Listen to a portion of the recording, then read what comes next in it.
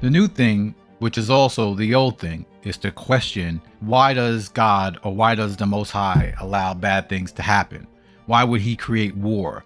Why do all these disasters happen? As if these people can question the one who has the power to create them. It takes real arrogance to do that. As if they themselves would allow a 5-year-old or somebody less than them to question them about their behavior or their business practices. Would they let a poor person give them advice on how to be rich or how they should conduct themselves in a public situation? Would they take advice from somebody who was less than them? And the answer is no, they wouldn't. So let's hear this discussion. Back to the other question. Yeah. Why did God create war? Why does God create murder? Why does God create all the horrific things we see in the news, school shootings? Why would God create a mind that acts in that way? Well, I think the traditional theistic answer to that is the free will defense. It's not that God created those things. He created free agents, knowing that it was better to create free agents who had the ability to choose, and therefore to choose to love him or not, or love each other or not, than it was to create puppets. These people want to question the Most High about his ways of going about doing things. But in reality, they want to question his existence, as if their questions or their rationale is so great and it's so important and everything makes sense, what they're saying. They understand things better than the Most High does.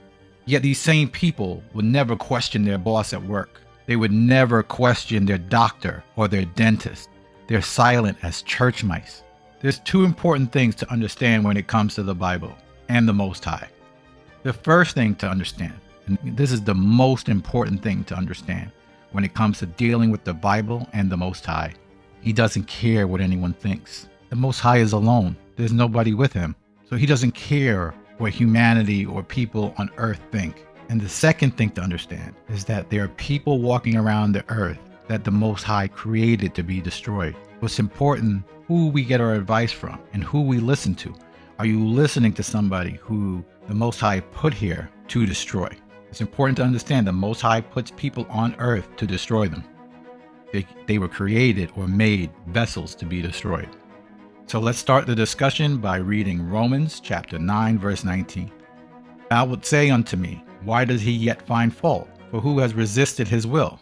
But, O man, who art thou that repliest against Elohim? Shall the thing formed say to him that formed it, why have you made me thus? Very simply, Paul is talking about the Most High, and he's actually quoting Isaiah. But very simply, he's saying, how can the thing that was created question the Creator? But it's important to understand that he's quoting Isaiah chapter 45, verse 9. Woe unto him that striveth with his maker. Let the potsherd strive with the potsherds of the earth. Shall the clay say to him that fashioned it, what makest thou? Or thy work? He hath no hands. Woe to him that saith unto his father, what begettest thou? Or to the woman, what hast thou brought forth? The passage warns against the arrogance of challenging. This verse in Isaiah warns against the arrogance of challenging Elohim, likening such behavior to a piece of pottery, disputing with the potter. Could you imagine a plate arguing with the person that made the plate?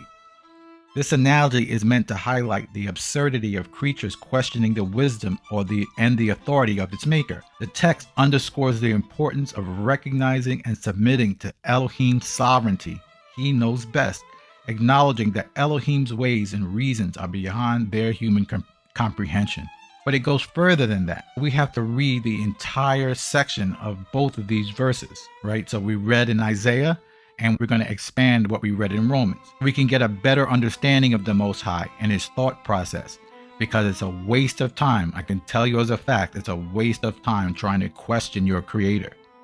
Our job is to unwind or unlearn everything that we have come across. From our youth, we have been taught rebellion. We have to unwind everything that we have learned and start over from the beginning to be born again and only acknowledge what we read in the Bible about the Most High. Not what others have told us, not the things that I say. You can start with some of the things that I say. In other words, go to those passages, read them for yourself, expand your search. But don't accept anything I say blindly or anyone else. You have to read and get to know your Creator. Goal of this is to get on the side of the Most High. We will not be on his list of the people he plans to destroy. So let's start at the top. Let's start with Isaiah chapter 45, verse 5. I am the Most High, and there is none else. There is no Elohim, or there is no God beside me.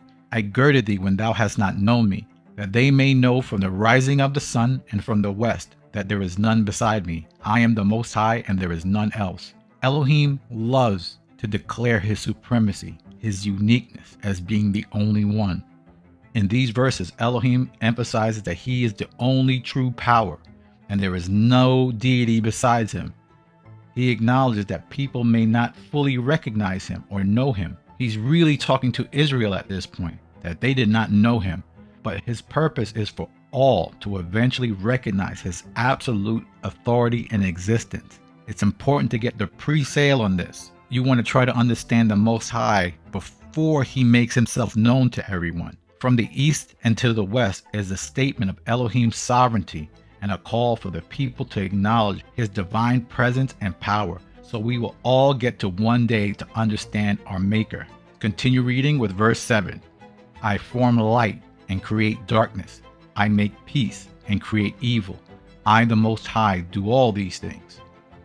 The key is, and this is the most important part, that the Most High creates light. That light was Christ. He also created darkness. It's important.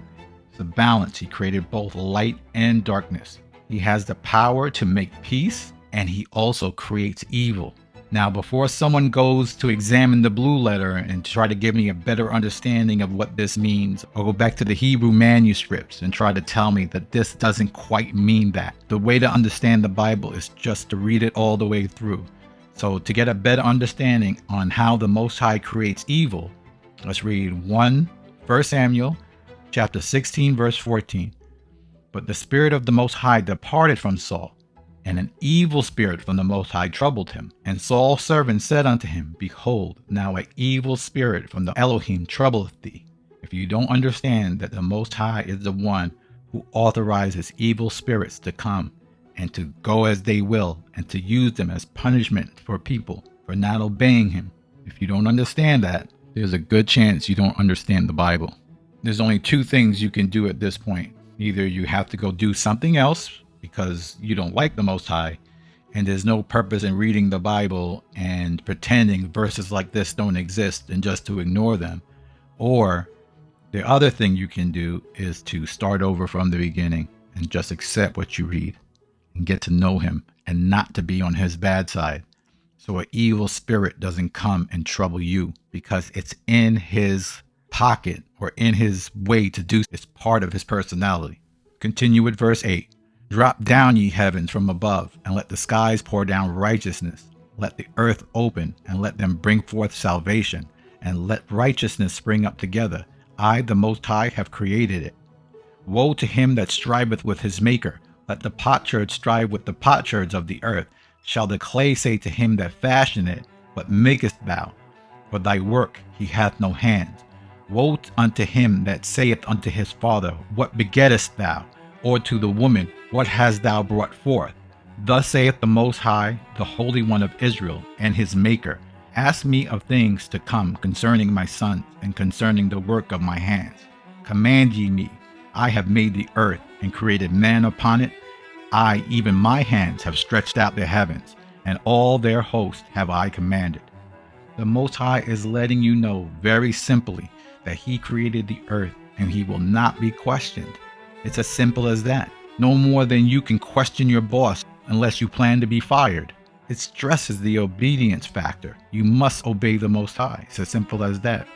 The Most High is long-suffering. He's patient. He gives you a chance to fix yourself. Now let's read Romans chapter 9, verse 21. Hath not the potter power over the clay, of the same lump to make one vessel unto honor, and another vessel unto dishonor? He can make one vessel for honor. In other words, that's an expensive pot, and another pot to dishonor, the one that you're going to throw away in the garbage. Verse 22. What if Elohim, willing to show his wrath and to make his power known, endured with much long suffering the vessels of wrath fitted for destruction, and that he might make known the riches of his glory on the vessels of mercy, which he had afore prepared unto glory. So the Most High has created people that he plans to elevate, which are the children of Israel, and he has people who are on his list to destroy them, of the families that he plans to destroy. To sum this all up, when you read the Bible for yourself, you will have questions. You won't have questions like, why does the Most High create evil? You will know fully and understand fully why he does it. Anytime you are not obedient to your parents, there's a punishment coming. It's the way the Most High operates. You will also realize that the God that people worship, everyone praising and raising their hands to, is not the Elohim or the God of Abraham, Isaac, and Jacob. It's a different personality, therefore a different God that they're worshiping. It's important that we worship and talk about the Most High in truth, and not some other being that we have made up in our mind, some figment of our imagination that doesn't exist. Yeshua said it best, John chapter 4 verse 21, and Yeshua said unto the woman, Believe me, the hour cometh, when ye shall neither in this mountain nor yet at Jerusalem worship the Father. Ye worship ye know not what. We know what we worship, for salvation is of the Jews.